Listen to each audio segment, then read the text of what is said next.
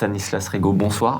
Bonsoir. Merci beaucoup de nous accorder cet entretien sur Livre Noir. C'est la première fois qu'on fait ce type d'entretien avec toi. Tu es le président de Génération Z, le mouvement de jeunes d'Éric Zemmour. Tu es très médiatique, tu fais beaucoup de plateaux de télévision.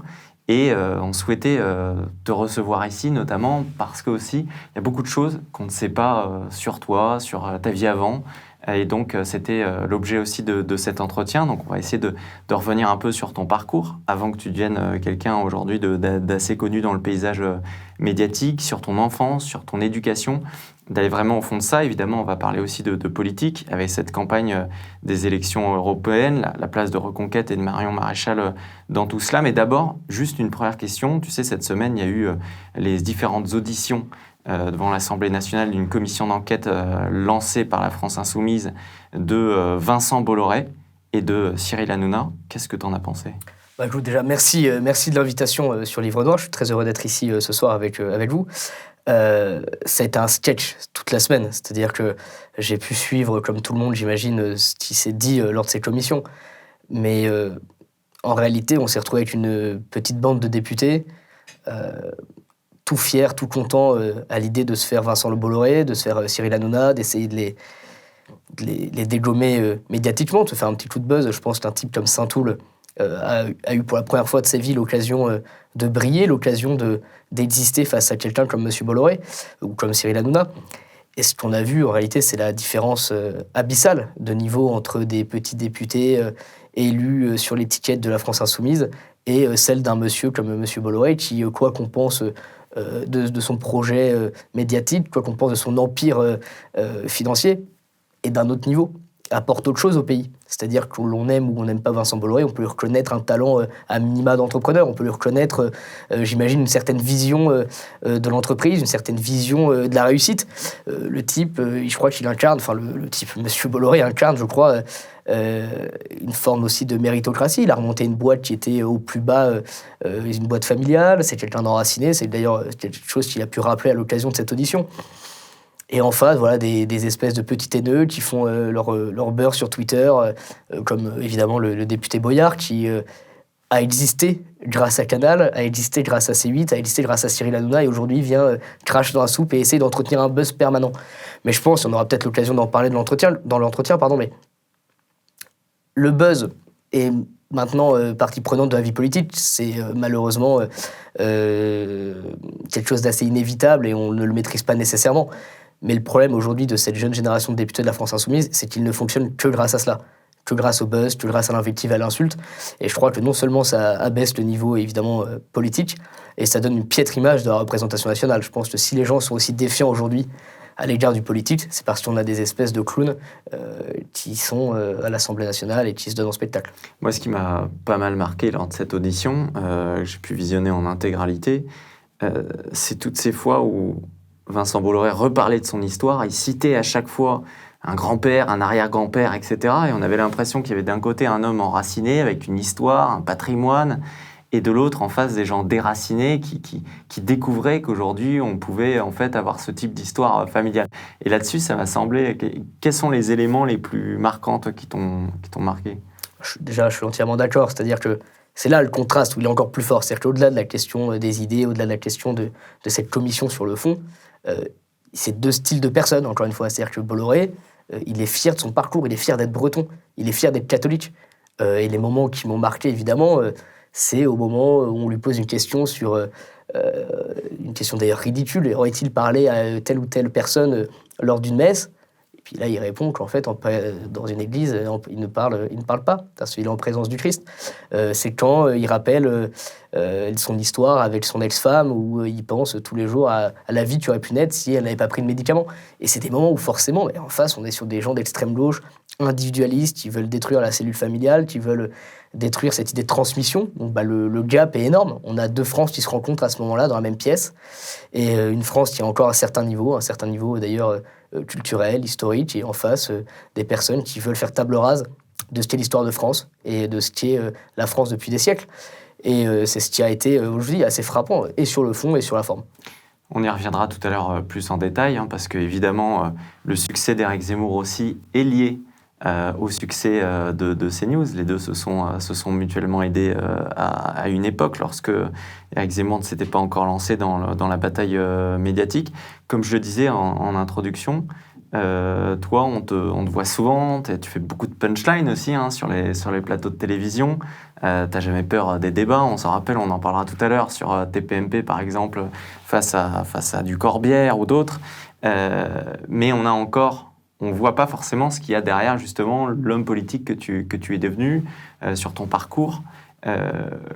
Comment aujourd'hui tu décrirais justement ta vie avant la politique? C'est vaste. Bien sûr, on a le temps, c'est avantage. Mais en un mot, juste pour rebondir une dernière fois sur le sujet, on va dire Bolloré versus nos amis de la France Insoumise, quand Bolloré assume d'avoir eu Éric Zemmour sur sa chaîne, ça les rend absolument hystériques. Parce que comme tu l'as dit, on en reparlera en détail, mais Zemmour sur CNews, il a pu réaliser des audiences absolument énormes, mais pas seulement parce que justement il faisait du buzz ou parce qu'il était méchant, mais parce qu'il disait pour la première fois des choses tous les soirs à la télé que beaucoup pensaient tout bas. Et pour la première fois, un éditorialiste pouvait les dire en s'étalant sur le fond, sans justement être coupé, caricaturé. Et l'émission a fonctionné. C'est-à-dire qu'il y a eu une demande très forte de la population et de l'audimat français.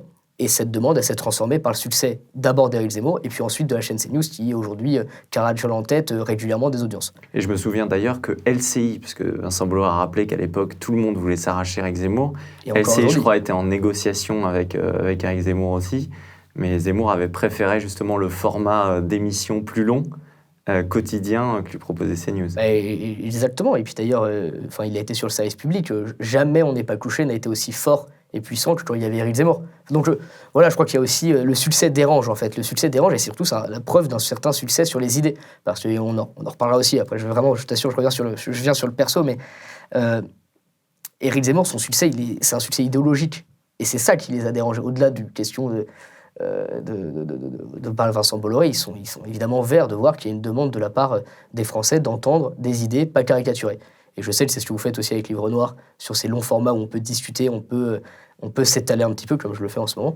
Mais c'est ce qui a été, je crois, vivement reproché à Bolloré et à Éric Zemmour. Mais sur le perso, alors la vie d'avant, écoute, moi je suis fils de militaire. Ma mère a été longtemps femme au foyer. Je suis issu d'une famille, d'une fratrie de 4 enfants, avec une sœur et 2 petits frères. Et je dirais que c'est une vie de mouvement, pour le coup, pas enracinée géographiquement, puisque mon père est militaire et qu'on a tout le temps bougé. C'est-à-dire qu'on est allé de la Guyane à la Nouvelle-Calédonie par 2 fois, en passant par l'île, les Pays de la Loire, puis après des études en Vendée. Donc c'est une vie de mouvement un peu incessant, qui est extrêmement riche, pas forcément évident aussi quand on est plus petit, parce qu'on perd, c'est con, mais on perd ses amis de primaire, on les revoit pas forcément, certains disparaissent à jamais d'une certaine façon, d'autres restent. Donc voilà, c'est une vie de nomade, si je puis dire, de fils de militaire, toujours en déplacement. Et puis après, il y a eu ce moment de stabilité, mais je pense que c'est un sujet un moment qui m'a beaucoup marqué, mais c'est l'internat. C'est une fois qu'on a pu se stabiliser en internat, notamment au lycée militaire, c'est là où on commence justement à se créer et à bâtir des amitiés très solides et qui d'ailleurs perdurent justement encore aujourd'hui. Tu as une éducation plutôt catholique? Ouais, moi je suis issu d'une famille catholique, donc c'était messe tous les dimanches, mais pas du tout contraint ni forcé. Plutôt traditionnel, plutôt... Non, pas nécessairement, parce que justement là, et c'est assez amusant, mais c'est un débat en plus qui revient beaucoup chez les jeunes de droite, les jeunes catholiques, entre les différents rites.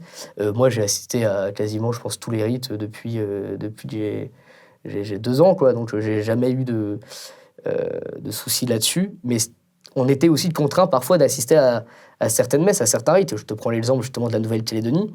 On est à Koumak, donc dans le nord de l'île. On est à 4 heures de la capitale Nouméa, de la plus grande ville de l'île. Oui, la messe là-bas, c'est le dimanche, elle est à 8 heures. Les femmes sont en robe missionnaire et les manuels rougiraient en termes d'ambiance et en termes d'applaudissements vis-à-vis de ce type de messe. Donc, de par les déplacements, de par les voyages, en fait, j'ai aussi pu assister à beaucoup de rites au niveau catholique. Et puis après, sur la messe, moi, j'ai toujours été donc à la messe le dimanche, etc. J'ai souhaité faire ma première communion très tôt. Je l'ai fait en CP. J'étais très content parce que j'étais enfant de chœur. J'ai pu être enfant de chœur pendant des années et des années. Et en fait, pour être très, très franc, c'était un moyen que la messe passe plus vite aussi à des moments. C'était l'occasion d'être avec des copains. Je crois que si certains regardent la vidéo et ont eu la chance d'être enfants de chœur, ils savent que c'est des moments privilégiés, des moments très sympas, où on vit la messe différemment.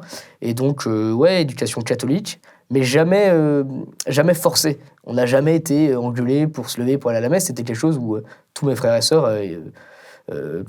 sœurs faisaient spontanément. Et depuis, on a grandi là-dedans de façon extrêmement naturelle.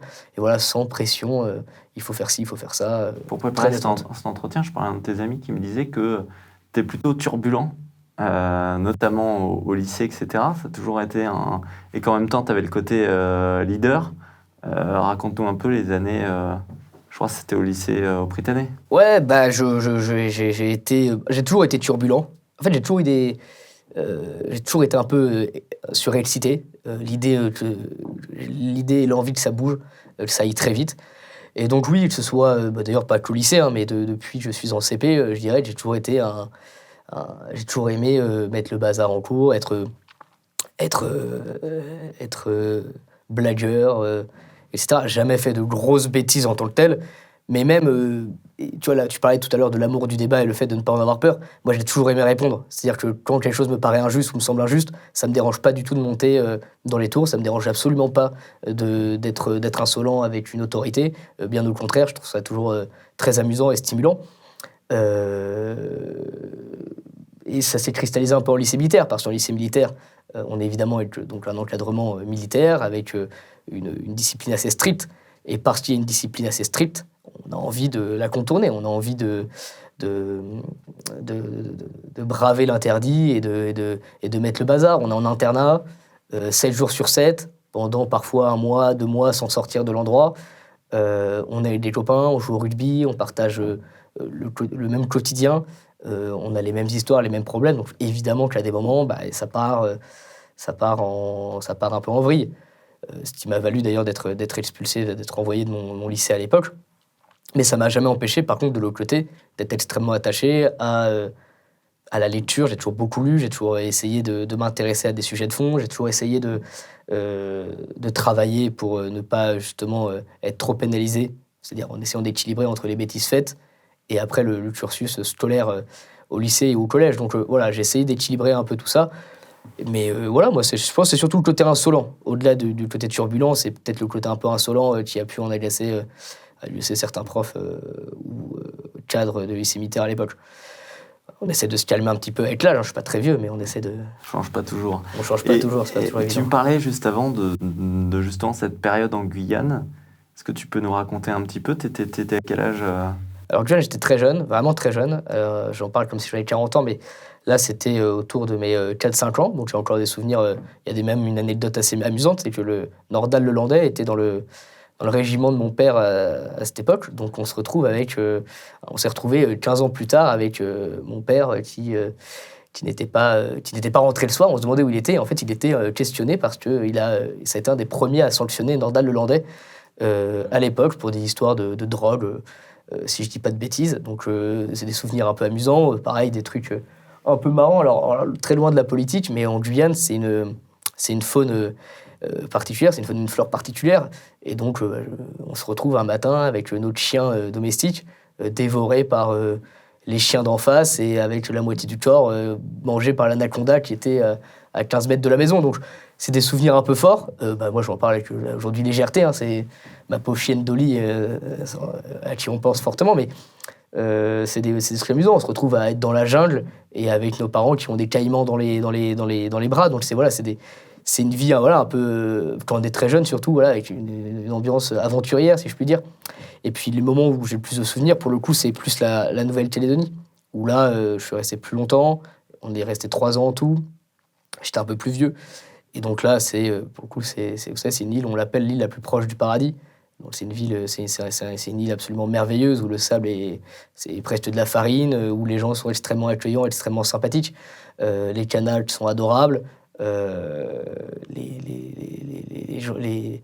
Le mode de vie est extrêmement reposant, extrêmement calme, les gens sont merveilleux là-bas. En Guyane d'ailleurs, de la même façon, c'est vraiment des endroits où il fait bon de vivre, où d'ailleurs les problèmes d'insécurité sont bien moins présents, où les cultures locales sont extrêmement respectées. on a assisté à des moments, à ce qu'on appelle la coutume en Nouvelle-Calédonie, donc où on se présente devant le chef d'une tribu et en fait on doit se prêter au jeu de la coutume, donc offrir des présents, en recevoir, se mettre d'une certaine façon face au chef de la tribu. C'est des moments, c'est vraiment des beaux moments. C'est des moments où on découvre une autre culture. Pourtant, c'est des Français, hein, mais une autre culture au sein même de notre territoire. Donc voilà, c'est des bons moments qui restent figés. Ouais. Ton père est plutôt infanteriste et quel... Mon père, il est cavalier de troupe de marine. Donc ce qui fait qu'il a du coup été amené à pas mal bouger. Il continue lui de déménager, il continue sa carrière, mais il a plus à s'occuper de ses sales gosses. Et t'as pas voulu du coup aller au bout d'un engagement militaire Jamais, c'est-à-dire que justement peut-être parce que j'aime bien être insolent et dire ce que je pense, l'armée c'est un sacrifice aussi, c'est ce qu'on appelle la grande muette. C'est une façon merveilleuse de servir son pays. Moi j'ai énormément d'amis qui sont militaires, je suis absolument admiratif de tout ce qu'ils font. C'est d'un courage incroyable, ils sont d'une utilité pour le pays merveilleuse, mais c'est un engagement qui nécessite justement parfois beaucoup de silence, et moi j'avais pas envie dans mon engagement politique, dans mon engagement pour le pays, de devoir rester dans le silence, et j'avais envie de dire certaines choses, j'avais envie d'exprimer mes idées, et c'est pour ça que j'ai plutôt choisi une voie au niveau de l'engagement plus politique, au début plutôt médiatique, et puis après plus politique. Justement, je pose la question aussi parce que on a aussi beaucoup de nos auditeurs qui sont des jeunes, certains veulent s'engager, etc. On n'a pas forcément conscience toujours aussi des sacrifices qui sont vécus. Aujourd'hui, tu arrives à concilier un engagement entre ce que tu étais avant et maintenant. Est-ce que tu arrives encore à voir ta famille? Et est-ce qu'il n'y a pas, dans le fond, cette peur aussi de se dire qu'on peut se perdre quand on fait un engagement politique qui, en plus, est très médiatique? Si, alors là où tu as 100% raison, c'est qu'on n'anticipe absolument pas toutes ces conséquences soit avant de l'avoir vécu, soit avant d'avoir eu des amis ou des proches qui l'ont vécu de très près. Quand on se lance ou quand on voit sur les réseaux sociaux telle ou telle personnalité, tel ou tel plateau TV, on se dit qu'est-ce que c'est chouette. Le type vient sur un plateau, il est sur Instagram, en story ou je sais pas quoi, et il met des punchlines, il s'amuse, il est reconnu, les gens l'aiment, on lui fait des compliments, etc. Mais ça, je dirais, c'est la phase visible de l'iceberg. Derrière, il y a beaucoup, beaucoup de conséquences. La première, évidemment, c'est l'exposition médiatique et politique. C'est-à-dire qu'on est fiché, on est étiqueté. C'est-à-dire qu'aujourd'hui, je ne pourrais pas retrouver un travail de la même façon que si je m'étais jamais engagé publiquement. Ça paraît bateau, mais il faut quand même le rappeler. Surtout quand on est jeune, ça a quand même un impact. Deuxième élément, en effet, c'est que ses proches, sa famille, etc., peuvent avoir des problèmes à cause de notre engagement. Aujourd'hui, mes petits frères ou ma sœur ou je ne sais qui pourraient être emmerdés parce que je dis certaines choses et que leurs collègues de travail, leurs collègues à la fac ne sont pas d'accord. Troisième élément, c'est qu'en effet, on est là parfois insulté, on est parfois menacé, etc. Après, moi, je considère qu'on n'a pas le droit de se plaindre. C'est-à-dire qu'on a les moyens de se défendre aussi, on a les moyens de nous de s'exprimer quand on se fait insulter, quand on se fait emmerder, on a les moyens de se défendre. Tous les Français ne peuvent pas le faire.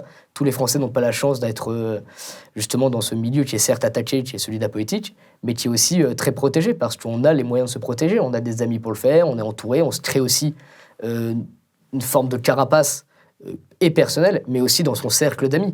Moi, aujourd'hui, là où je suis très heureux et très content, c'est qu'autour de moi, j'ai des gens formidables, des gens qui sont et très compétents et très courageux. Je vous prends quelques noms qui me viennent en tête, mais Sarah Knafo, Diane Ouvry, Hilaire Bouillet, et plein d'autres. Enfin, si je commence à citer, j'adore tous les citer, mais c'est des gens qui sont et compétents, très solides sur le fond, et en fait, qui font partie de notre carapace et de notre bulle dans le travail politique que l'on mène.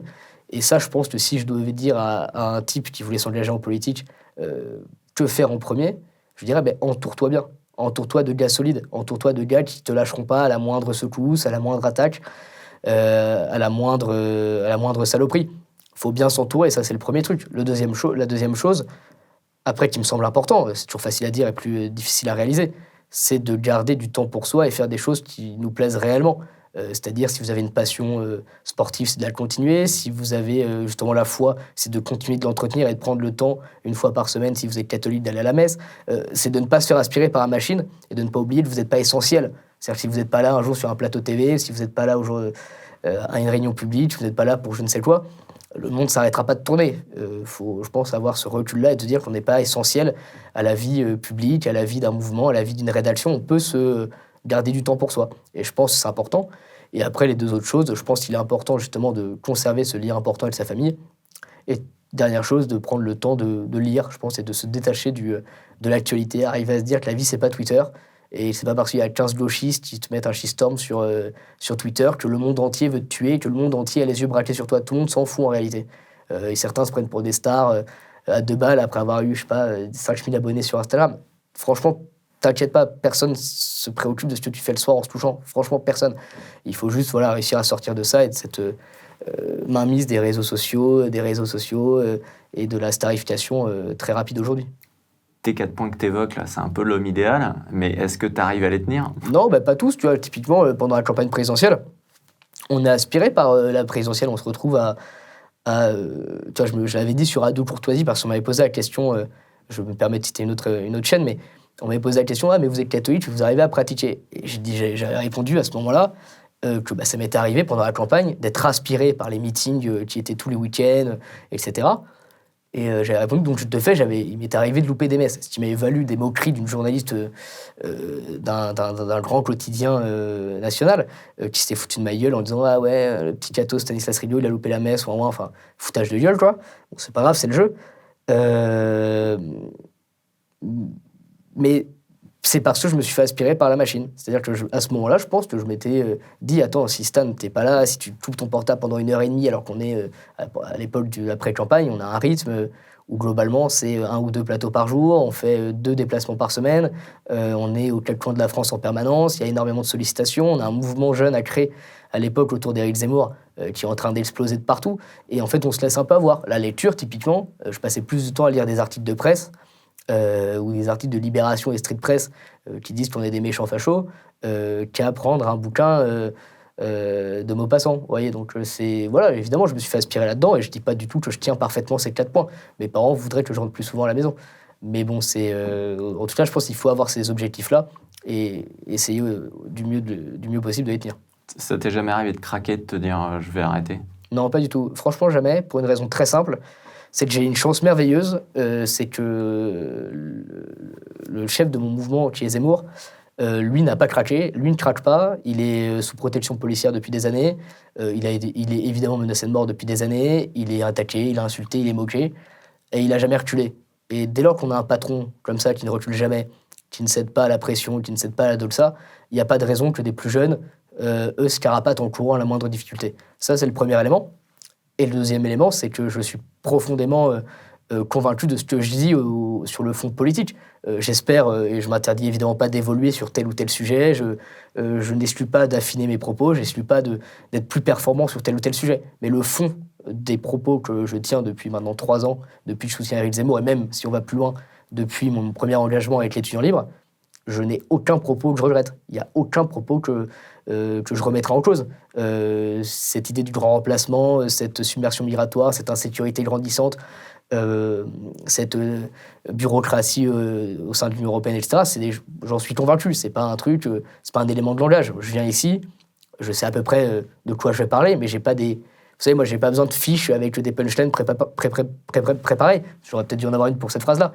Ça m'aurait évité de bégayer, mais j'ai pas besoin de ça, en fait. Parce que je pense ce que je dis. Et encore une fois, c'est un luxe d'être dans un parti où, en fait, on n'est pas scruté pour ce qu'on va raconter. On peut le dire de façon naturelle. C'est un luxe. Et surtout, on y croit. Donc, moi, je craquerai pas pour ça. Et encore une fois, je suis pas à plaindre dans ma vie. Je pense qu'il y a des Français qui vivent des choses bien plus atroces. Et je vais pas me permettre de faire des comparaisons ultra forte, mais chacun, dans son esprit, a des drames récents ou moins récents qui sont bien pires que que d'avoir un rythme fatigant lors d'une campagne présidentielle ou que d'être attaqué par des gens sur les réseaux sociaux ou dans la vraie vie. Oui, il y a des pauvres types, il y aura toujours des gens. De toute façon, dès lors qu'on entreprend quelque chose, on se fera critiquer. Et quand on a 17-18% des sondages, tout le monde te cire les pompes.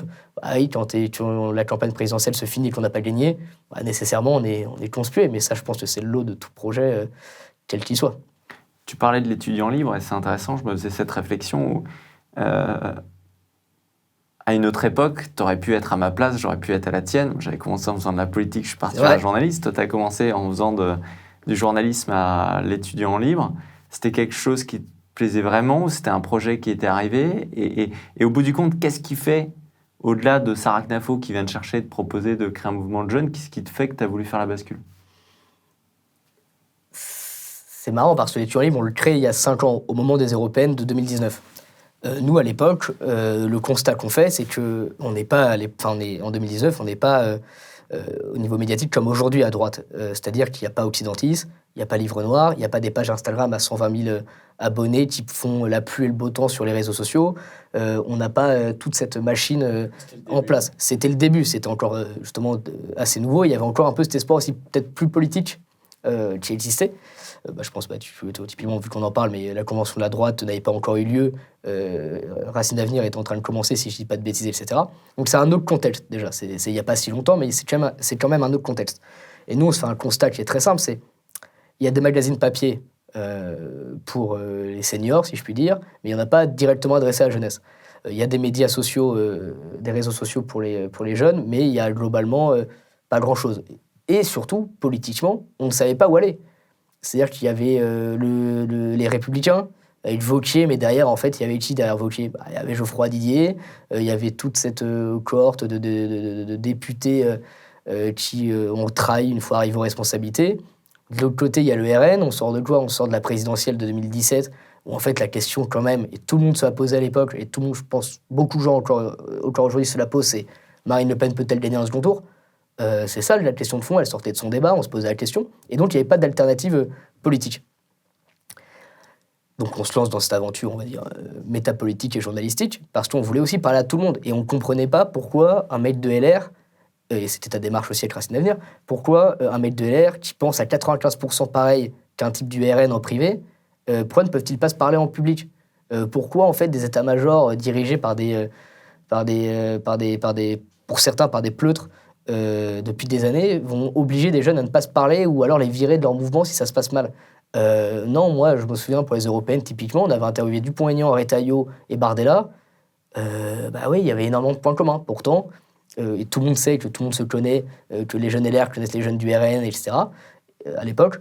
Et pourtant, médiatiquement, c'était absolument infamant de fréquenter telle ou telle personne. Et donc, c'était pas le même contexte. Et puis, pour le coup, voilà, il y a un type qui faisait l'unanimité, il y a un homme politique, un homme médiatique qui faisait l'unanimité dans tous ces cercles-là, c'était Zemmour. Et la preuve en est avec la Convention de la droite, c'est Zemmour qui est la grande star, avec à l'époque déjà Marion Maréchal, de l'événement. Et la grande star, c'est... Sachant que ça devait être l'inverse à l'époque au début.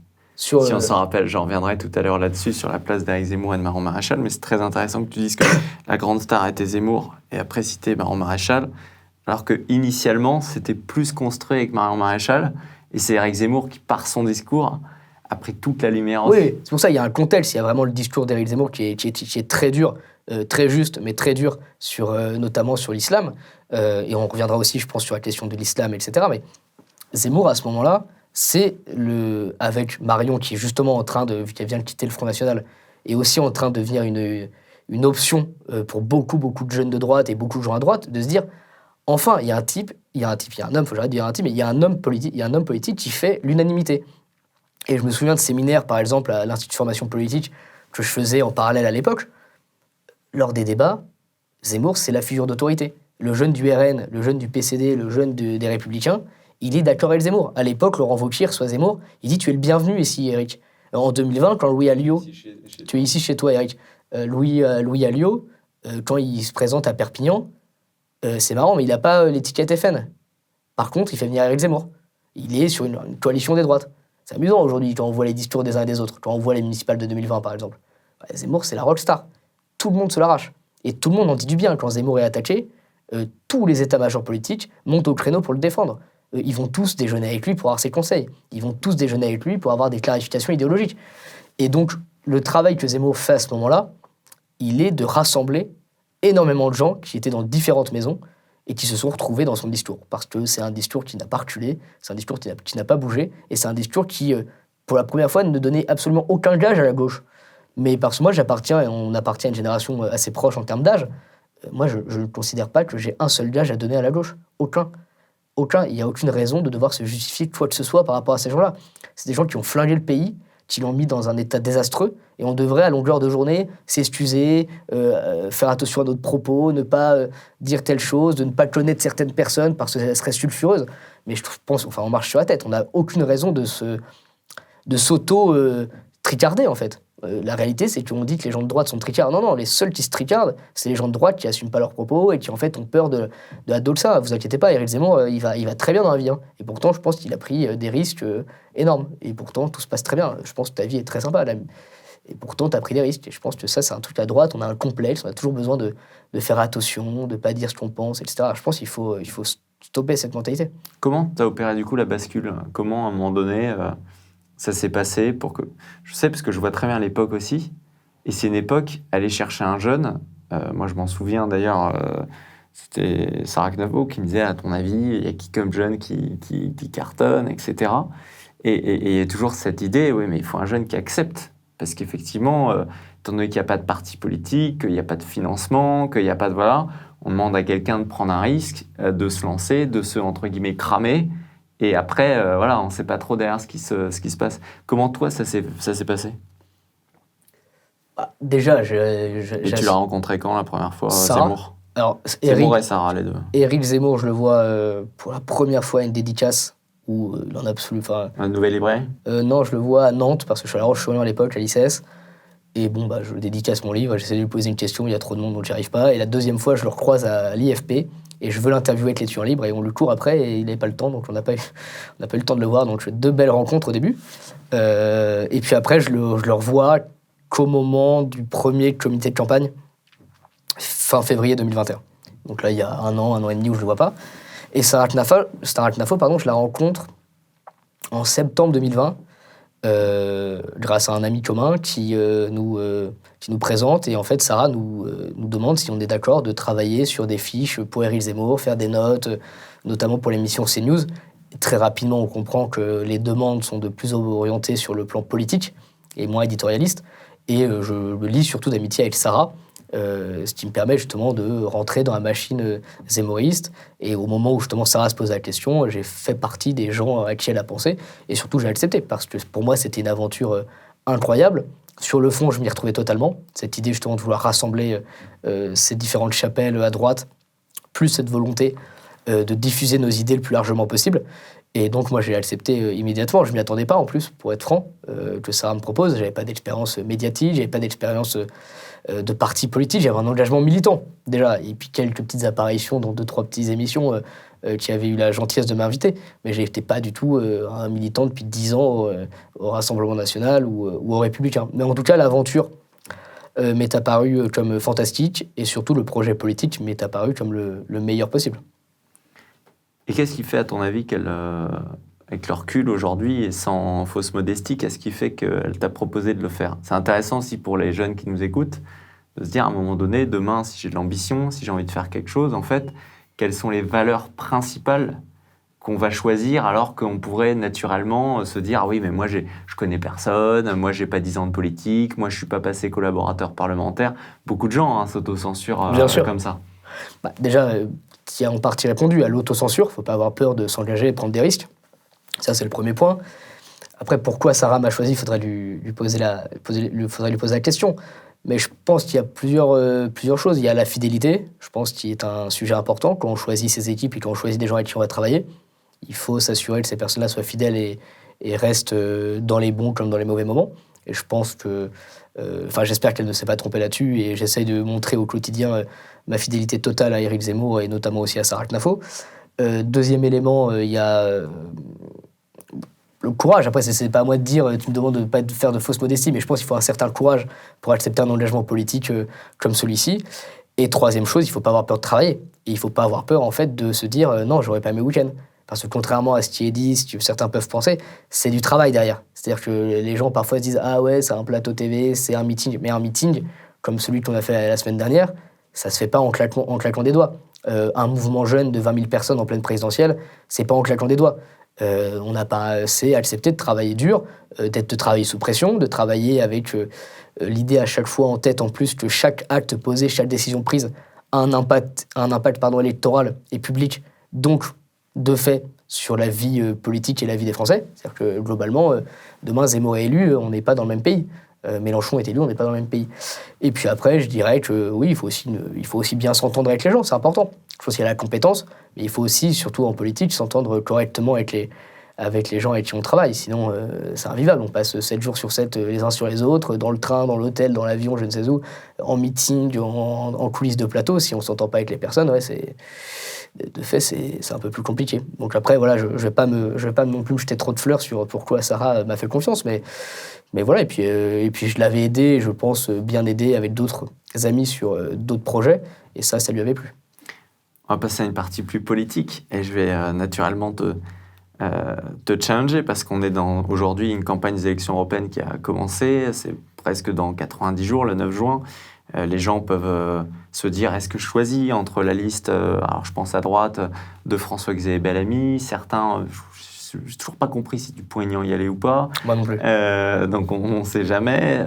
Certains l'abstention, d'autres Jordan Bardella aujourd'hui qui est lancé sur une percée assez impressionnante.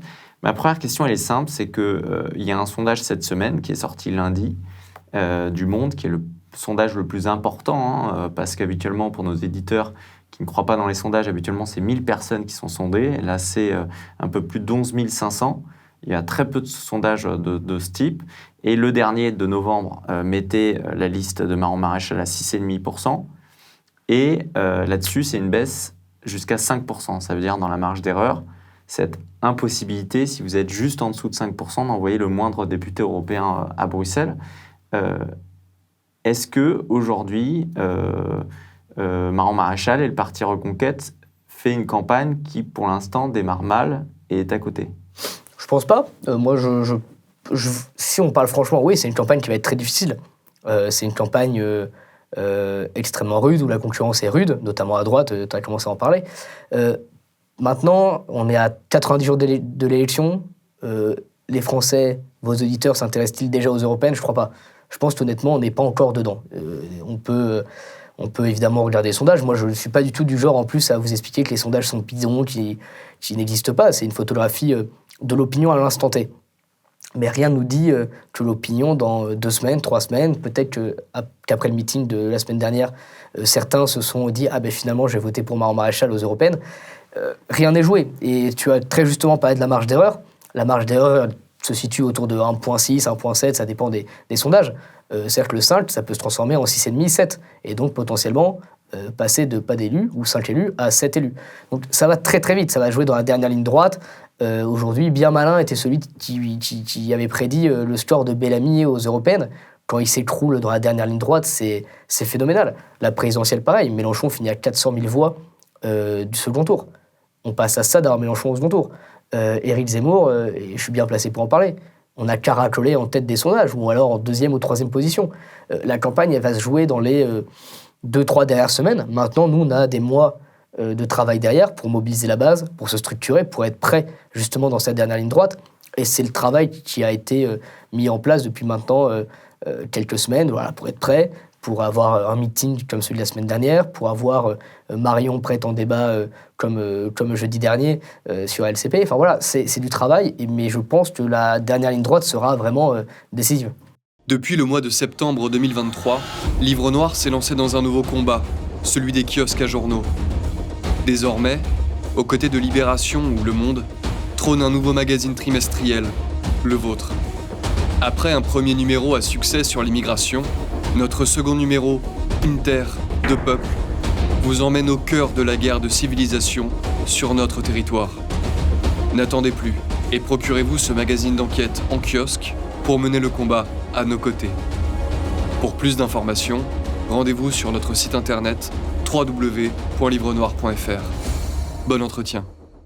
Justement, dans le fond, aujourd'hui, si la dernière ligne droite, c'est ce qui compte le plus, je pense au débat. Tu le disais tout à l'heure, le meilleur, c'est Éric Zemmour.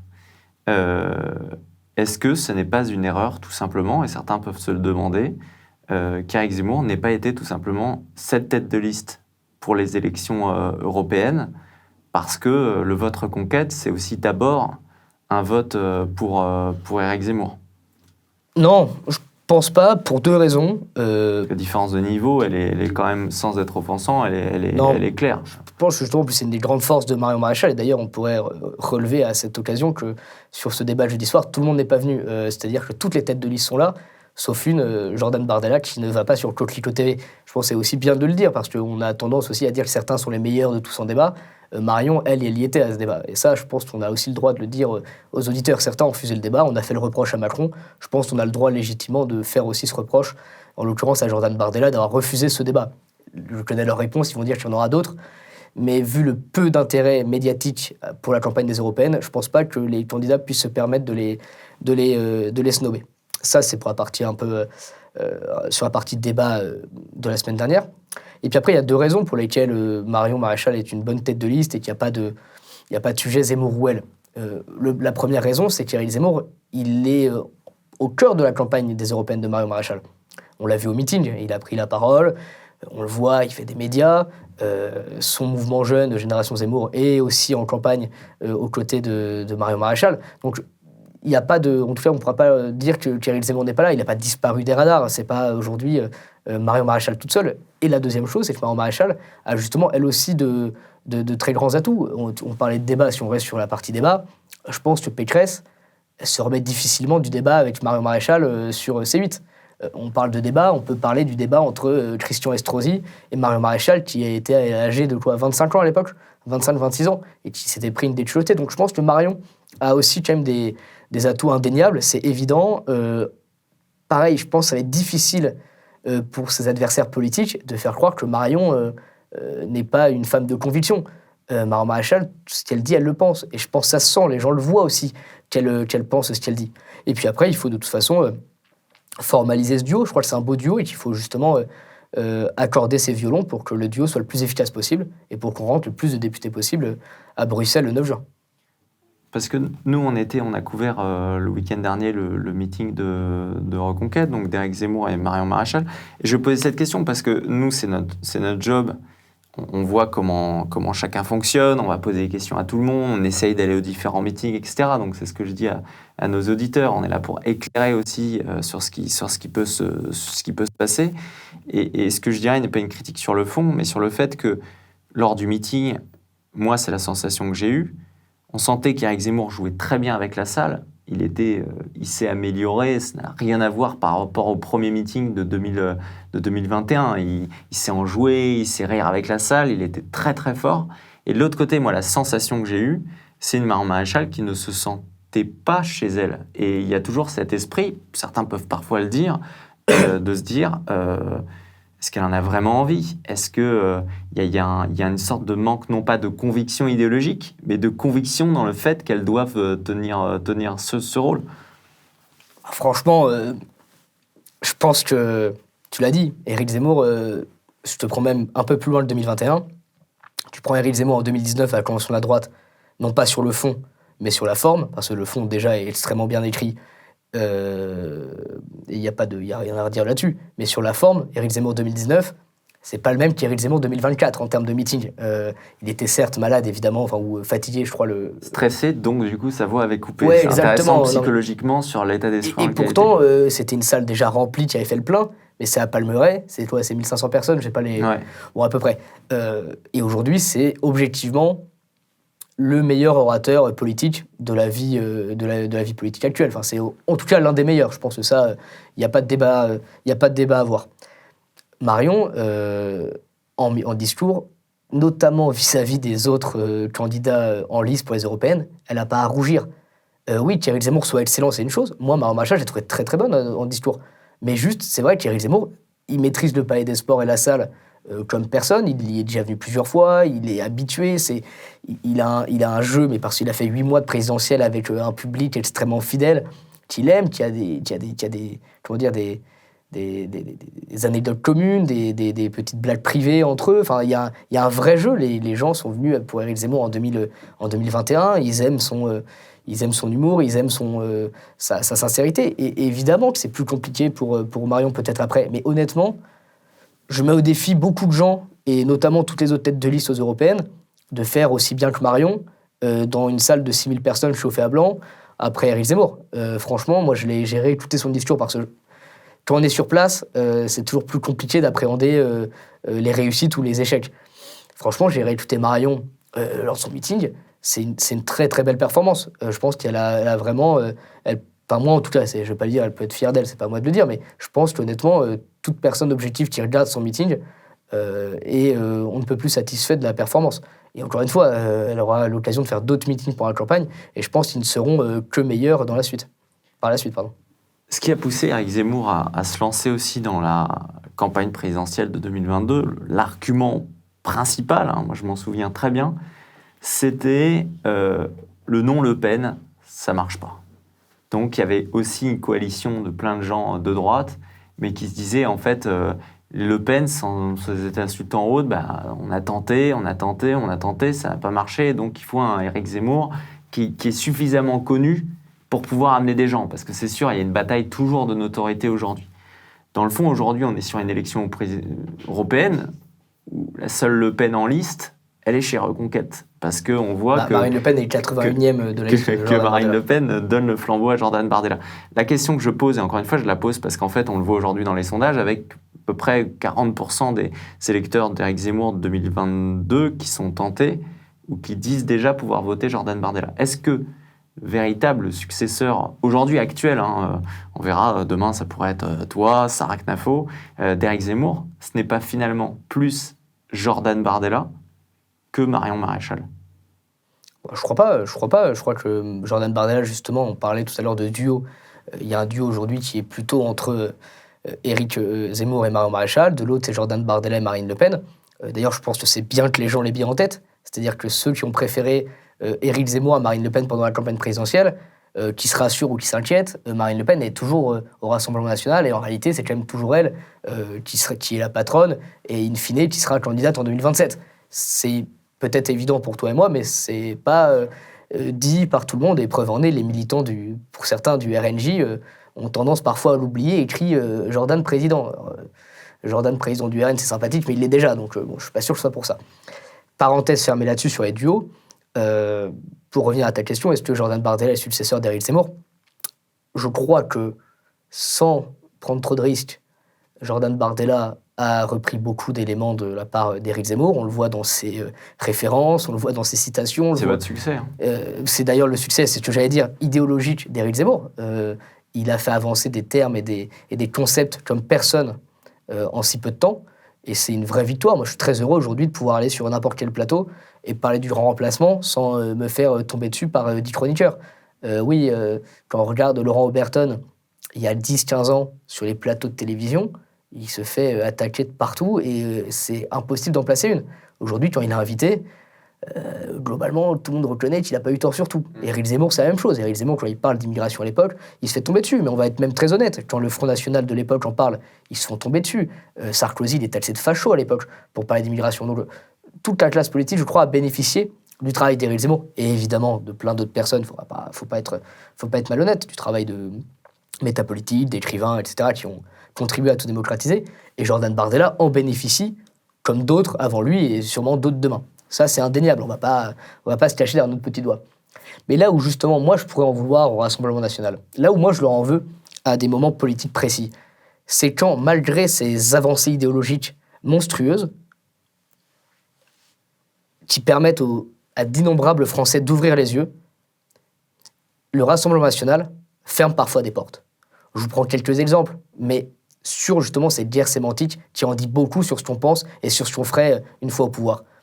Le grand remplacement, c'est un terme aujourd'hui qui n'est pas utilisé par le Rassemblement national. Il le réfute. La thèse de guerre de civilisation, il ne la voit pas. D'ailleurs, c'est amusant, quand on leur pose la question, ils disent « Non, mais elle n'est pas encore arrivée ». Ça, c'est ce que disait Xavier Bertrand sur le grand remplacement. Sur la question, par exemple, sur la question du conservatisme, ils ne répondent pas présent, le Rassemblement national. On a eu Gérard Larcher et François Bayrou sur la constitution de l'IVG qui ont dit « Bah non, la constitution, c'est pas un catalogue ». Et on se retrouve avec une consigne de vote qui, à la fin des fins, et on le sait, a été de voter ce projet. Je vais faire une parenthèse là-dessus, parce que c'est très rare que je dise du bien de lui. Larcher s'est abstenu. Oui, bien sûr. Ce qui est assez notable. Il n'en a pas fait la publicité, mais c'est intéressant de se dire que le président du Sénat, vu comme progressiste et tout, sur un tel sujet, il n'était même pas là le jour du scellement de la Constitution. Mais parce que... Et des pluies de sauterelles lui sont tombées dessus. Et aujourd'hui, il est mort politiquement. Aujourd'hui, il ne peut plus faire un pas dans la rue. Ah non, il a juste tenu sa ligne. C'est tout. Et encore, il aurait pu voter contre. Hein. Mais le ciel lui tombait dessus. Enfin, pas du tout. C'est-à-dire que avoir du courage à des moments, ça ne me paraît pas être déroutant. Donc oui, il y a d'autres exemples. Hein. On pourrait parler d'économie, mais je sais que les gens ont plutôt tendance à comprendre les différences, on va dire, où Zemmour va être étiqueté plus libéral et le RN plutôt sur une politique socialiste, ou en tout cas très étatiste. Mais il faut aussi rappeler qu'il y a des différences sur les questions identitaires. Encore une fois, la loi immigration, nous, on ne l'aurait pas votée.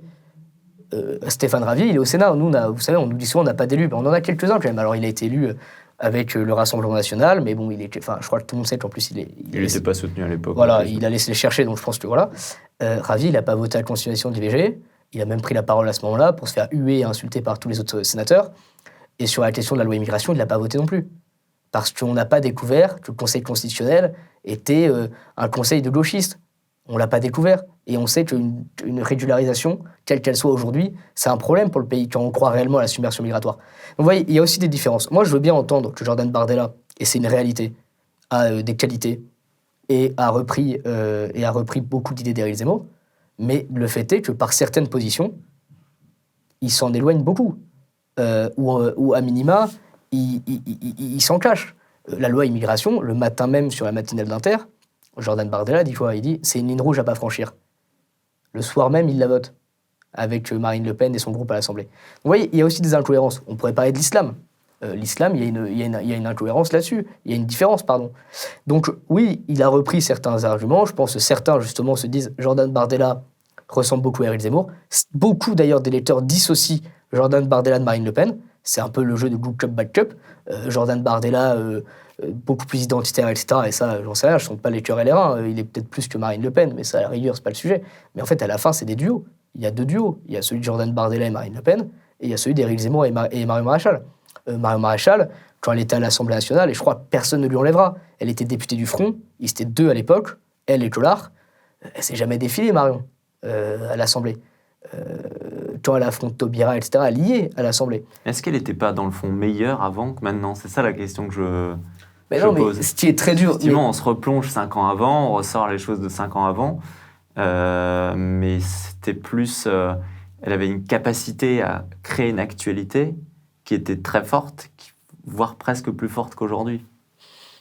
Moi, quand elle est élue en 2012, j'ai 13 ans. Donc, moi, je me rends moins compte des effets médiatiques, etc. C'est pas la même période. À la fin, au bout de 5 ans, en 2017, je vais y répondre à la question. Mais oui, puis je savais déjà lire à 13 ans, donc je voyais un peu déjà les articles et je savais regarder la télé. Non, mais là où je vais vraiment répondre sur le fond, je suis sur l'angle de bois. Ce qui est évident, c'est que la nouveauté crée nécessairement un attrait et suscite énormément d'intérêt, notamment médiatique. Je l'ai vécu, aujourd'hui beaucoup moins, mais typiquement aujourd'hui beaucoup moins. Le petit jeune qui défend la candidature d'Éric Zemmour et de Marion Maréchal aux européennes, quand c'est Stanislas Rigaud, il a moins d'intérêt que quand je suis en 2021 et que je sors de nulle part et je me retrouve propulsé à faire des plateaux à tout va. Et c'est pas le même attrait. Après, maintenant, je connais pas beaucoup de candidates aux européennes, comme Marion Maréchal, qui se retrouvent à être invitées partout, avec le JT de TF1 qui accepte sa candidature pour les gens qui regardent et qui ne sont pas forcément familiers non plus des plateaux de TV, parce que les gens regardent de moins en moins la télé, mais le JT de TF1, c'est un Graal en politique. Aujourd'hui, être invité sur le JT de TF1, c'est soit être Premier ministre, soit être président d'un des deux plus gros partis, etc. Donc quand on est quand même invité par le JT de TF1 pour annoncer sa candidature aux européennes... Qui a été annoncé finalement dans le Figaro par Éric Zemmour 3 heures avant. Alors c'est vrai, là c'est un peu... C'est pas exactement ça, il y a 30 minutes d'écart entre les deux, et parce que le Figaro, là, si on peut rentrer dans le truc de détail, mais chacun voulait avoir l'info en premier. Ouais. Je parle médiatiquement, je parle bien pas sûr. Du niveau... et ça, c'est des jeux... Je dis ça à nos auditeurs parce qu'effectivement, c'est l'occasion de répondre parfois à des choses où des journalistes vont dire... ils ont le temps. Et je suis le premier à dire qu'il ne faut pas lire la presse comme si c'était la vérité, que dans le fond, c'était une façon de montrer que Zemmour veut quand même garder la main, que... Ouais, mais ça, c'est des trucs... Mais en plus, c'est des trucs... Et on va pas se mentir, toi comme moi, on adore... les coulisses, on essaie de comprendre les... On a un public qui aime ça, c'est pour ça que je dis ça. Je fais partie de ton public, c'est pour ça que je me décrivais comme ça, mais Nous, on adore ça, les intrigues. On essaie de savoir ce qui se passe, qui tient les cartes, qui tient les ficelles. Quand un tel dit cela, est-ce que c'est pas parce qu'en fait, il préfère un tel? Enfin, on aime ça. Tout le monde aime ça. Enfin, notamment le public politisé qui suit Reconquête aime ça. Mais il y a des moments où, en fait, c'est parfois bien plus simple. Là, en l'occurrence, le Figaro, c'est très simple. Ils veulent sortir l'interview avant la push TF1, avant la notification TF1, pour avoir la primeur de l'info.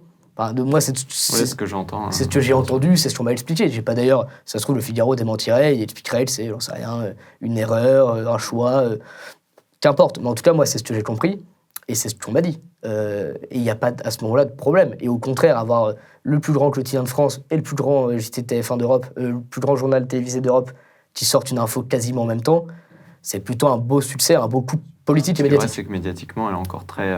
elle est très demandée. Les gens demandent beaucoup. Moi, il y a une phrase qui résume un peu ce que certains aussi aujourd'hui se disent. Et d'ailleurs, c'est intéressant parce que c'est ces gens-là que vous voulez aussi cibler. C'est ceux qui vont hésiter entre un Jordan Bardella ou une Marion Maréchal. Le côté que certains peuvent se dire qu'ils sont en fait intellectuellement zémouristes, mais politiquement bardellistes. C'est-à-dire que c'est ce que je disais tout à l'heure, c'est que ils vont écouter Zemmour, ils vont dire ah super, et la transfo, ça va être le vote Jordan Bardella. Je dis ça parce que septembre 2021, moi je m'en souviens, vous demandiez à ce que le RN parle à la droite.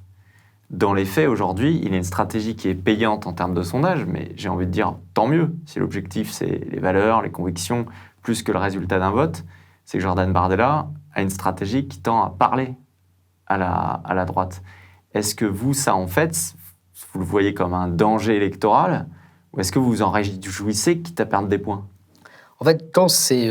moi, j'ai appelé à voter pour Marine Le Pen enfin, j'ai appelé à voter. Je suis personne, hein, enfin, je fais pas grand-chose, mais Éric Zemmour a appelé à voter pour Marine Le Pen, et moi, au second tour, je me fais 2 semaines, c'est le temps entre les 2 tours, à être aussi invité sur des plateaux TV pour dire que je préfère évidemment Marine Le Pen à Emmanuel Macron. Si c'est la question de savoir qui on choisit entre un macroniste ou un mélenchoniste et Marine Le Pen, ou Jordan Bardella, il n'y a pas de sujet. Maintenant, c'est un peu facile. Je m'explique en un mot. Eux, notamment le RN, mais les Républicains, c'est la même chose. Hein, les tirs sont partagés, hein, si vous voulez.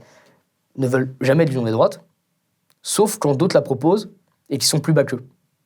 En fait, eux, quand on est en position de force, ils refusent l'union des droites. Quand on le propose aux législatives, parce qu'on l'a proposé. On n'a pas mis de candidat face à Ciotti, on n'a pas mis de candidat face à Dupont-Aignan, on n'a pas mis de candidat face à Marine Le Pen aux élections législatives. On leur a proposé, il y a eu des tractations pour qu'il y ait une union intelligente. Et d'ailleurs, je le dis aussi pour vos auditeurs qui sont, comme tu l'as dit, sensibles à ces questions un peu politiques et peut-être un peu de coulisses. Quand on propose l'alliance, on ne leur propose pas un tiers LR des circles gagnables, un tiers RN, un tiers Reconquête. On est conscient des rapports de force. On est conscient que nous, on finit 4e de l'élection présidentielle et que le RN finit 2e. On est conscient que les Républicains, ils ont un ancrage local, même s'ils sont derrière nous à l'élection présidentielle. On était prêts, nous, à négocier des circos, dire, écoutez, ici, vous êtes peut-être meilleurs que nous, mais ici, on a plus de militants, on a plus de force. On était prêts à faire ce travail-là. La main, on l'a tendue. Je pense qu'on a beaucoup tendu la main. Mais là, on est sur une élection où il n'y a pas besoin d'alliance, il n'y a pas besoin de coalition et il n'y a pas besoin de calcul au moment du vote. C'est l'occasion, justement, d'avoir une élection où les Français, contrairement à 2022, où il y a eu un fort vote utile, on peut parler des sondages, mais les sondages en 2022 expliquent bien qu'il y a eu un report de voix de Zemmour à Marine Le Pen par peur d'une menace Mélenchon. Là, pour cette élection, il n'y en a pas besoin. La question, ça va être de savoir pour qui voter en fonction de ses convictions. Avec quel candidat j'ai le plus de points communs. Et j'invite tous les auditeurs de Livre Noir à prendre la veille de l'élection, le jour de l'élection, les candidats qui vous semblent intéressants, vous prenez toutes leurs idées, toutes leurs déclarations et vous dites d'accord, d'accord, d'accord, pas d'accord.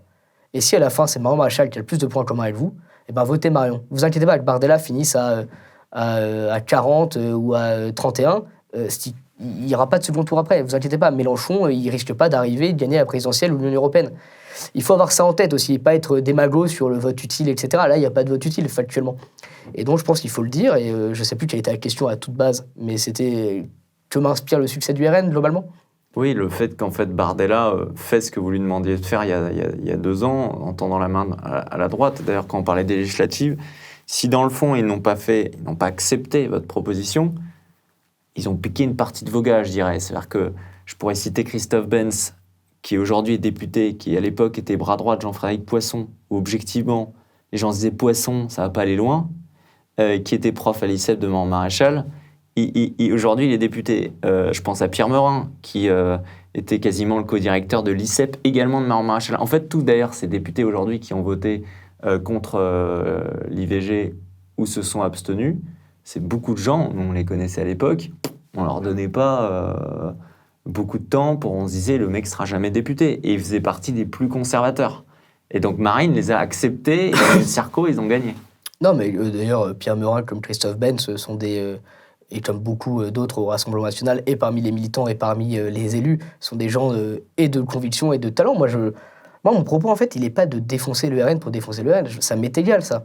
Moi, mon propos, il est simplement de dire il y a des différences.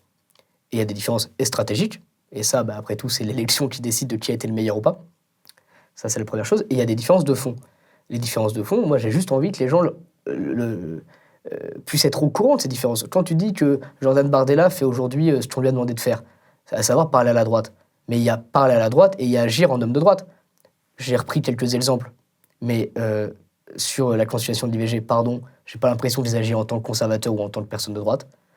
Sur la conception du remplacement, j'ai pas l'impression qu'ils agissent comme quelqu'un de droite, en tout cas comme un mec de droite devrait réagir en 2024. Sur la question de l'islam, j'ai pas l'impression qu'ils réagissent comme des gens de droite en 2024. Sur la question, par exemple, d'une mosquée financée par les frères musulmans dans le Vaucluse, quand le député en question, député maire, qui est redevenu maire, inaugure une mosquée avec des oriflammes turques de 6 mètres de long et qui prend un blâme, moi, c'est pas ma conception en tout cas. Moi, président, pour reprendre une formule bien connue, moi je le vire le type qui fait ça. Le député qui fait ça, moi je le vire de mon groupe. Et ça, c'est des différences. Est-ce que c'est des attaques ? Non, c'est des différences. Sur la loi immigration, eux ont pris le parti de le voter, ils peuvent s'en expliquer, peut-être qu'ils ont des très bons arguments, et je sais que vous les recevez aussi ici, donc ils ont le temps de les exprimer. Quand on a des différences, il faut les dire. C'est-à-dire qu'il ne faut pas que les gens soient piégés en pensant que voter Bardella, c'est voter Marion, ou voter Zemmour. Ce qui n'empêche pas, à la fin des fins, d'avoir ce sentiment qu'une grande partie, notamment des jeunes, finiront par se retrouver. Mais là, on est sur une européenne. C'est un scrutin à la proportionnelle. Oui, ce que tu dis, en fait, c'est que dans le fond, c'est une différence. Même cette différence, ce n'est pas la majorité ou la surmajorité des gens d'un point de vue politique. Il faut qu'elle puisse continuer à s'exprimer, qu'elle s'exprime au Parlement européen. Et dans le fond, ce qui fait que Bardella, aujourd'hui, tend un peu la main à droite, c'est parce que si vous êtes fort. Donc il faut le rester pour qu'en 2027, ils ne se disent pas, c'est plié, on est passé largement devant Reconquête, et donc maintenant, il n'y a plus besoin de... Ça, c'est un vrai sujet. C'est-à-dire que si vous considérez qu'il faut justement avoir des représentants du peuple pour parler de certains sujets qui sont mis sous le tapis par d'autres partis, et encore une fois, là, on parle du RN, mais moi, les LR, je vous donne aussi mon avis sur elle, plaisir. Hein. Mais là, sur le RN, c'est intéressant d'en parler. Si vous avez envie d'avoir des représentants du peuple, en l'occurrence des députés européens, pour parler de certains sujets, je pense que le meilleur vote pour vous, il est aujourd'hui chez Reconquête. Voilà, je vous dis, il y a des exemples très concrets. Certains ont tendance toujours à vouloir avoir justement du clash, du buzz, des attaques. Moi, c'est pas mon propos. Mais encore une fois, on a le droit de savoir nos différences. Pendant des années et des années, le FN a torpillé les Républicains et l'UMP à l'époque en expliquant que c'était des promesses, que c'était en fait des gens incohérents, ont-ils eu tort ? Et à la fin des fins, LR, il pèse 4%. En 2012, quand Sarko perd, tout le monde se dit que le futur second tour, c'est soit Juppé face à Hollande, soit Nicolas Sarkozy comeback, quoi. En fait, résultat des courses, aujourd'hui, 10 ans plus tard, les Républicains, c'est pas grand-chose. C'est plus grand-chose, en tout cas. Donc ça va très vite, et je pense qu'on a le droit de donner son avis face à tout le monde. Une dernière question. Ça va vite, je parle trop, désolé. Non, mais c'est pas la dernière question, c'est la dernière question tatillonne, je dirais. Parce qu'on parle de cohérence. Un des argumentaires principaux aujourd'hui de Reconquête, c'est de dire, nous, on va aller dans un groupe au Parlement européen qui est important, qui s'appelle l'ECR, qui est devant le groupe ID et qui a accès à des postes à responsabilité, parce que dedans, d'ailleurs, il y a 8 à 9, je crois, chefs d'État. En tout cas, il y a plusieurs chefs d'État. Donc là, vous basez votre argumentaire aussi, en tout cas, Marion Maréchal insiste beaucoup, depuis notamment que Nicolas Bay, qui est député européen, qui vient du RN, qui a rejoint Reconquête pour la présidentielle et qui est déjà aujourd'hui au sein de CR. Donc c'est un argument que vous mettez en avant. Sauf que ce qu'on entend, on avait un journaliste qui était à Bruxelles la semaine dernière, Alexandre de Galzin, c'est que Giorgia Meloni, la première ministre italienne, donc qui est quand même la figure principale de CR, réfléchit à soutenir Ursula von der Leyen à la tête de la présidence de la Commission européenne. Et pour le dire à mes auditeurs, d'un point de vue purement italien, c'est d'ailleurs pas abscon. Donc ce qu'on dit n'est pas faux. C'est-à-dire que Ursula von der Leyen l'a accompagnée à Lampedusa, elle l'a accompagnée en Tunisie pour faire un deal avec les Tunisiens, ce qui fait que de facto, quoi qu'on dise nous aussi, il y a un petit peu moins de départs en ce moment. Et ensuite, il y a les budgets. Donc on sait qu'en plus, ce que je dis, c'est pas du complot, c'est complètement cohérent que Giorgia Meloni soutienne Ursula von der Leyen. Et la question sera de savoir est-ce qu'elle le fait avant le 9 juin ou pas, parce qu'elle n'est pas du tout obligée de le faire avant le 9 juin. La cohérence, ça vaudra quoi si elle le fait? Vous quittez ECR? Là, moi, j'évite, mais c'est peut-être perso. Et on doit avoir la réponse avant, j'imagine, si... Moi, je pense qu'il faut éviter de faire la politique fiction. C'est-à-dire que tu arrêtes... vous faites avec les autres. Non, bah, sûr. Bah, par exemple, sur LR. Sur le fait que LR est au sein du PPE, avant même qu'il y ait le vote à Bucarest, vous avez dit qu'il faudra quitter le PPE si jamais Ursula von der Leyen est désignée. Sur les LR, on peut y aller. Bellamy, il ne vient pas de rejoindre le PPE. En 2019, il y est déjà, et ils élisent à l'époque, c'est un bulletin caché, donc ça a bon dos. Hein. Et c'est eux qui élisent von der Leyen. Et d'ailleurs, on ne s'est pas trompé. Elle a été réélue à la tête du PPE, von der Leyen. Mais visiblement, ça a été de la politique fiction de la part de certains chez nous, qui s'est avéré plutôt juste. Ça, c'est le premier élément. Et après, sur les exemples différenciants entre les différents partis et nous, j'ai pas l'impression d'avoir fantasmé quoi que ce soit. J'ai pas dit les LR trahiront. Je dis les LR ont trahi. Je vous dis pas le RN va trahir. Je vous dis juste qu'il y a des choses sur lesquelles on n'est pas d'accord. Ça, c'est sur cette première partie. Deuxième partie, oui, tu as raison de le dire. Notre amie von der Leyen, amie avec évidemment beaucoup de guillemets et évidemment beaucoup d'ironie, elle a plus été traînée en Tunisie pour voir la situation migratoire, qu'elle n'a accompagné Madame Meloni. Moi, je crois justement que ce qui est intéressant dans ce qui s'est passé avec Meloni et von der Leyen, c'est que Meloni, parce qu'elle est chef d'État et parce qu'elle essaye d'appliquer une politique migratoire beaucoup plus ferme, a la possibilité de prendre une personne aussi puissante que von der Leyen et de l'emmener face aux migrants et de lui dire, voilà, ça, on veut le refuser. Et après, de toute façon, tu l'as déjà abordé, la situation italienne n'est pas la même que la France. On n'a pas les mêmes rapports de force, ni avec le Parlement européen, ni avec von der Leyen. Si demain, Reconquête envoie beaucoup d'élus au Parlement européen, de fait, nous aurons en plus un poids important au sein de CR, pour éviter justement d'avoir à soutenir Madame von der Leyen.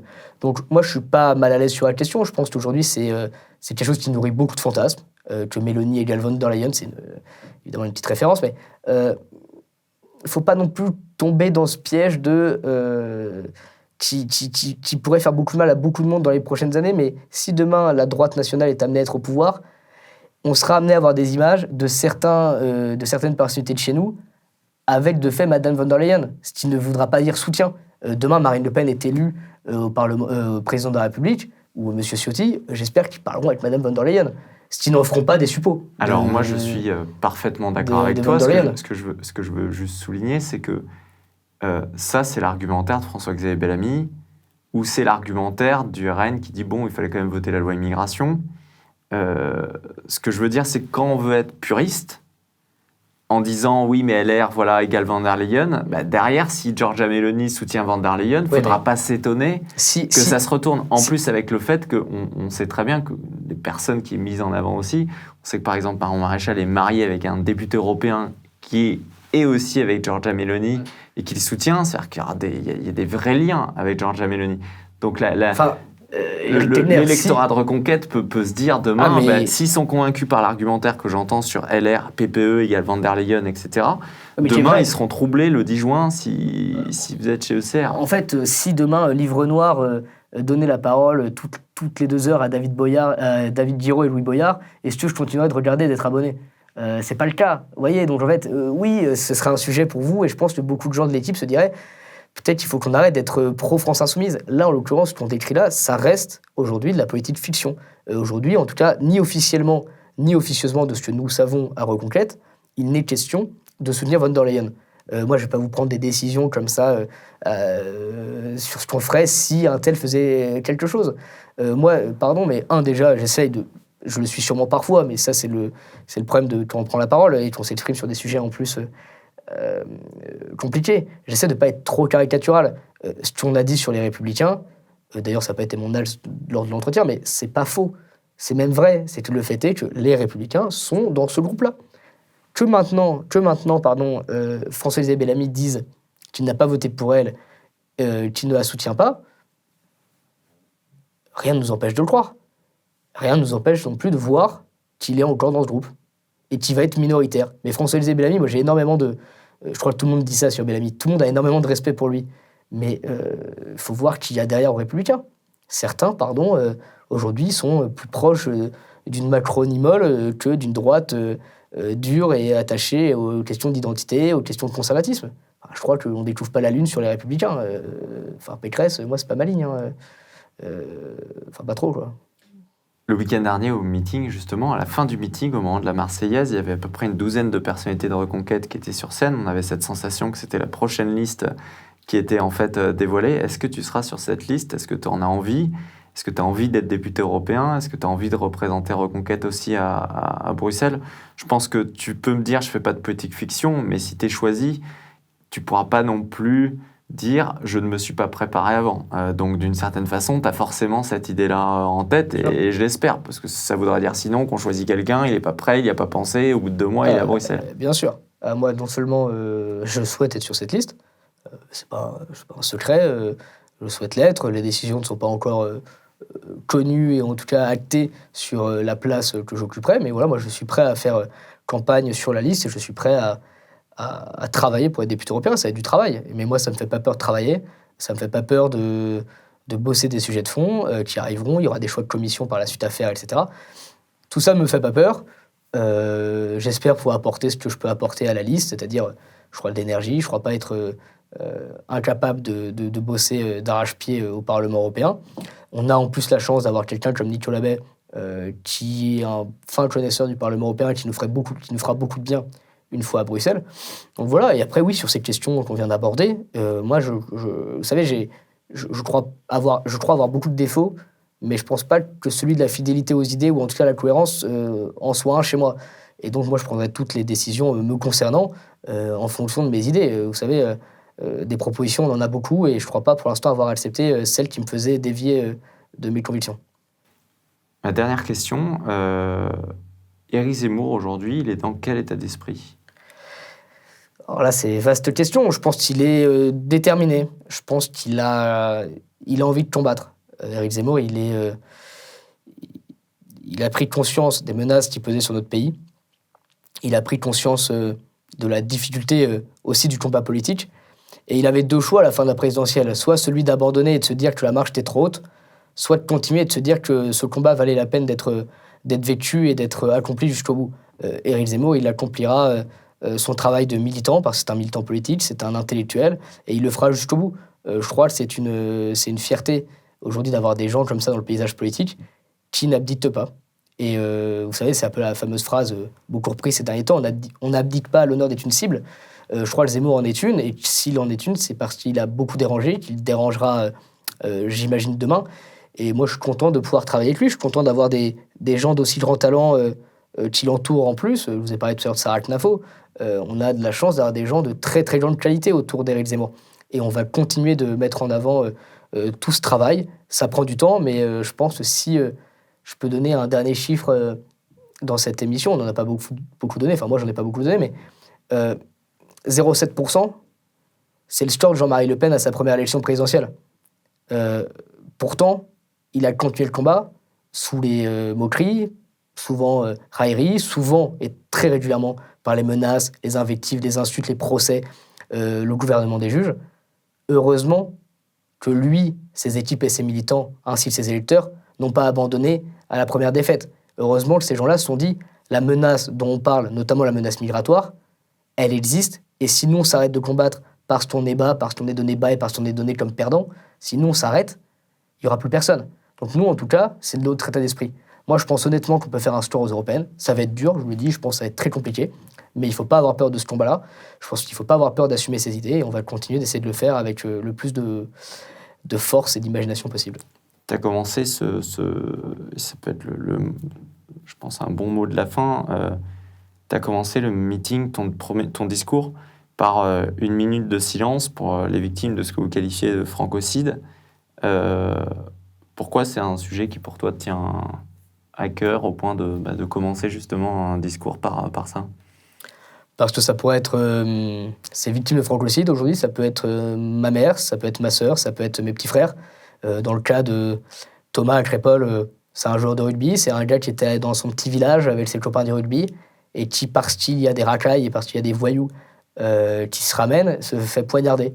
Moi, des fêtes de village et des copains du rugby, j'en ai déjà fait. Des soirées dans des petits bleds paumés au fin fond de la campagne, j'en ai déjà fait. Ça m'est arrivé.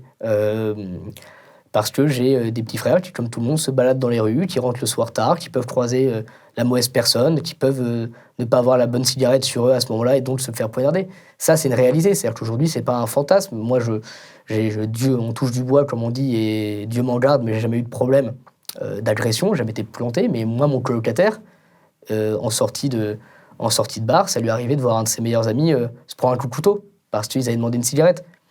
C'est du concret. Et moi, ces victimes-là de francocide, ces victimes notamment de l'immigration, elles me touchent d'autant plus qu'on aurait pu les éviter, ces drames. Moi, pareil, je pense qu'il faut éviter la démagogie à outrance. Il y aura toujours une forme d'insécurité, il y aura toujours des malades mentaux, il y aura toujours des fous furieux. Ça existe, il y aura toujours des gens qui volent par intérêt, par violence, parce que pour mille raisons que des criminologues l'expliqueraient bien mieux que moi. Mais quand c'est des gens qui n'ont rien à faire sur notre sol, là, c'est vraiment révoltant. C'est des gens qui sont accueillis, qui sont parfois logés, hébergés aux frais de la princesse, et qui, en plus de ça, tuent notre peuple. Eh bien, ces gens-là, pardon, mais ça me rend dingue. Et moi, l'affaire Lola, ni l'affaire Thomas, je ne l'oublierai jamais. Tout comme je n'ai jamais oublié le soir du 13 novembre. Voilà, le soir du Bataclan, moi, je ne l'oublierai pas. Je n'oublierai pas non plus les attentats de Charlie Hebdo. Quand on l'apprend, ça fait quelque chose. Et je m'arrête là-dessus, excusez-moi, mais tout le monde, tous ceux qui ont vécu le 11 septembre, se souviennent de là où ils étaient à cet endroit-là. Moi, je me souviens très bien de là où j'étais le 13 novembre. Ça, je n'oublierai pas. Je n'oublierai pas le jour où j'étais, quand j'ai appris que le père Hamel s'est fait tuer au Crit al-Halba. Je n'oublierai pas. Je n'oublierai pas le jour où j'étais, quand j'ai appris qu'une petite gamine de 12 ans s'est fait découper en morceaux par une personne sous QTF. Je n'oublierai pas. Et donc, c'est pour ça que je continue le combat. Parce qu'il est hors de question que ça arrive à des proches, il est hors de question que ça arrive à des membres de ma famille. Et rien que pour ça, on continuera le combat. Merci beaucoup. Merci, Eric. Stanislas, de nous avoir accordé cet entretien. On a pu aborder plein de sujets. J'aurais pu passer encore beaucoup de temps. Évidemment, on va suivre cette campagne. On va pouvoir te suivre. Peut-être que la prochaine fois, on se retrouvera directement à Bruxelles. En tout cas, évidemment, on te le souhaite parce que c'est toujours... je pense qu'au-delà des gens qui se disent « je veux plutôt tel ou tel parti », il y a toujours une forme de satisfaction de se dire qu'aujourd'hui, on puisse envoyer aussi des jeunes de notre génération nous représenter, des jeunes de droite, peu importe les différences. Je pense que ça, c'est important. À mon avis, tout le monde l'est sensible. Ouais, merci beaucoup de l'invitation et bon courage pour la suite. Et je souhaite à tout le monde un excellent dimanche soir. Je vous invite à donner leur avis en commentaire, à partager cette vidéo et donc à suivre ton actualité sur les prochaines semaines. Merci, Eric. Bonne soirée.